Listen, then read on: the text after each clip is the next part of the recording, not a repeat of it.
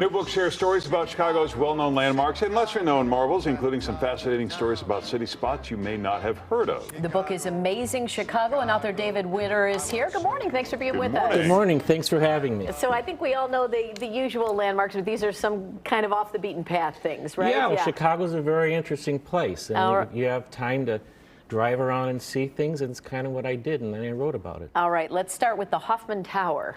The Hoffman Tower is Robert Hoffman was a beer baron in the turn of the 20th century, and he was from Germany, and like many beer barons from Germany, he wanted to have a castle. He was a baron, so he built this castle pretty much on the border between Lyons and Riverside, technically in Lyons, and it's about 10 stories high. It was built at the turn of this century, and at one time it was a park, and if you can see, there's land around it. There's the Des Plaines River. It was a beer garden.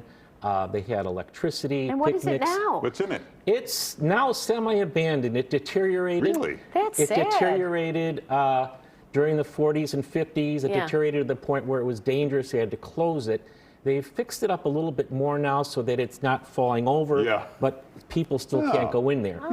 All right, Geronimo over by Pulaski. Geronimo and Pulaski, yes. Pulaski, basically in 62nd Street. This has been here since about 1965. It was brought over. It used to be a Capital Cigar, which was a cigar store. The unfortunate Cigar Store Indian, which we have gotten rid of this somewhat racist theme. But he brought it over to be a Cigar Store Indian in 1965. People shot arrows at it, and it's been kind of a community landmark for many years. Now it's part of obviously you can see it's part of an eye care store. Wow. All right, how about, I've seen this one, the Route 66 Gemini Giant. The Gemini Giant, Yeah. that's another of these statues. That came here about the same time as Geronimo. In the early 60s, before TikTok and before websites, people would express themselves through these businesses would have cool statues. So this is a cool statue. It was actually originally a muffler man, like a Paul Bunyan kind of guy. Yeah. But they, in 1964, 65, was the Gemini Space, John Glenn, and so the space astronauts, so they fitted him with a helmet and gave him a little spaceship, There we and go. it's now a spaceman. All right, the Bob Newhart Building. This is the very popular show in the 1970s. Bob didn't actually live there, but his TV character lived there, and before the show, we would see him walk in, and he got out of his office near the Sun-Times building, and he took the train to Evanston, and then he got off the stop at Evanston, and he ended up on 5400 Sheridan Road. And Bob Newhart himself said, who would ever go to a doctor that walked 55 blocks from his L stop, to his house? So where is that building? It's about 5400, 5409 North Sheridan, the Edgewater neighborhood. Still there. Yeah. All right. Yeah.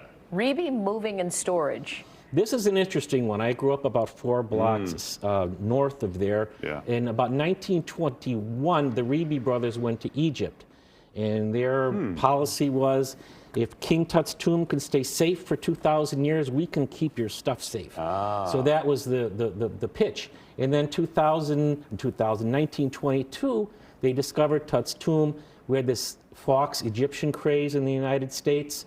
They had the Grauman's Egyptian Theater in Los Angeles, so they sort of built this in the Egyptian motif. It's also a landmark, but everything we talk about has become a landmark. Gotcha. All right, and the Schoenhofen Brewery. The Schoenhofen Brewery is another landmark. That was about 1867.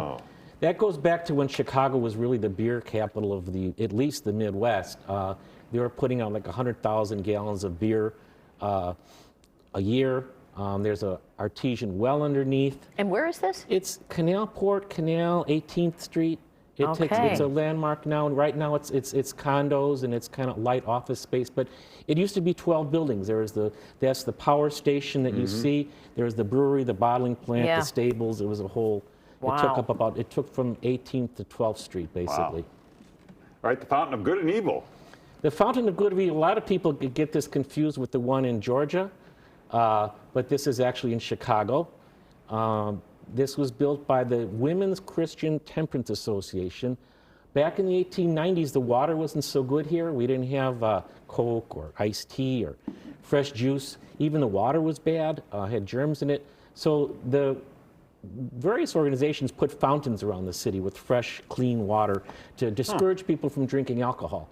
And because that was the only safe thing. That worked well, huh? Yeah, yeah. This was actually at the World's Fair to discourage people from drinking alcohol. And where is this now? Now it's in Lincoln Park, basically on North Avenue in LaSalle, right by the Chicago History Museum. Gotcha. Well, it's fascinating stuff. You can see David and hear more about the book October 17th at Windsor Tavern and Grill and October 28th at Edgewater Library. And for more, you can check out davidwitterchicago.com. And the book's called Amazing Chicago. Good to see you. Thanks, David. Thank you very much. Thanks for being Great to be here. Thank you.